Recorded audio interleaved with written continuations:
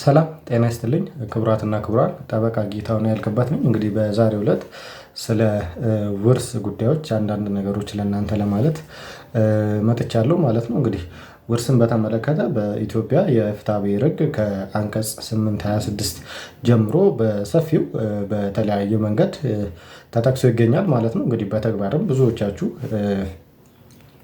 በብዙ መልኩ ፍርድ ቤቶች ላይ የምትመለከቷቸው ጉዳዮች ይሆናሉ ብዬ አስባለሁኝ እና ያንን በተመለከተ ምናልባት ብታውቋቸው ሊጠቅሟችሁ ልትገለገሉበት ይችላሉ ብዬ የማስባቸውን አንዳንድ ጉዳዮች ዛሬ ወደ እናንተ አደርሳለሁ ማለት ነው። እንግዲህ ውርስን በተመለከተ የመጀመሪያው ነገር ምንድነው? በኢትዮጵያ የውርስ ሕግ መሰረት ሁለት አይነት የውርስ አይነቶች ነው ያሉት። እነዛም ደግሞ በኑዛዜ እና ያለ ኑዛዜ የሚደረጉ የውርስ አይነቶች ናቸው። እንግዲህ በዚህ በመጀመሪያ በኑዛዜ የሚደረገውን የውርስ አይነት ስንመለከት እንግዲህ አንድ ተናዛዥ በኑዛዜ መልኩ ማለት ነው ያለውን የውርስ ሀብት ለፈለገው ሰው መስጠት የሚችልበት የህግ ክፍል ነው በኑዛዜ የሚደረግ ውርስ ማለት ነው። ነገር ለዚህ ኑዛዜ በሚደረግበት ሰዓት በዋናነት ኑዛዜ ህጋዊ ፎርማሊቲውን ጠብቆ ኢትዮጵያ የፍትሐብሔር ሕግ ከአንቀጽ 881 ጀምሮ ያለውን እስከ 884 ያለውን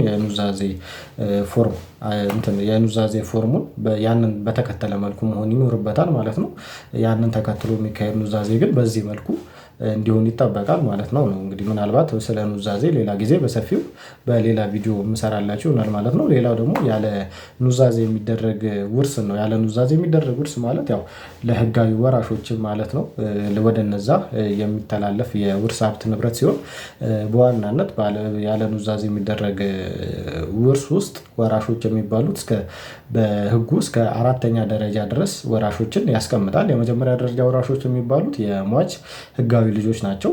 ሌላው ከዛ ሲቀጥል ደግሞ የሟች ወላጆች ይኖራሉ። ከዛ በመቀጠል ደግሞ የሟች አያቶች ይኖራሉ ማለት ነው። እነዛ ናቸው በህጉ እውቅና የተሰጣቸው ወራሾች ማለት ነው እንጂ ሌላ ከዛ ውጪ በህጉ እውቅና የተሰጣቸው ወራሾች የሉም። የሟች እህት ወይም ወንድሞች የወላጆቻቸውን ህጋዊ መብት በመጠቀም እነዛን በመተካት ይወርሱ እንደሆነ ነው እንጂ ውርስ ወደ እህት ወይም ወንድም የሚተላለፍበት ህጋዊ የሆነ ስርዓት በኢትዮጵያ ህግ መሰረት የለም ማለት ነው። ምናልባት ይህንንም ብታውቁ ይጠቅማል ብዬ በማሰብ ነው ያነሳሁላችሁ ማለት ነው። እንግዲህ ሌላው ብታውቁ ብዬ ያሰብኩት ዋናው ነገር በትዳር ውስጥ ያለ ወራሽ በትዳር ውስጥ ያለ ሟች ማለት ነው። እንግዲህ በትዳር ውስጥ ስላለ ምንድነው የውርስ ሀብት ንብረት ስንመለከት የሟቹ ባል ወይም ሚስት ማለት ነው ከሟች የውርስ ሀብት ንብረት የግማሽ ተጋሪ ናቸው።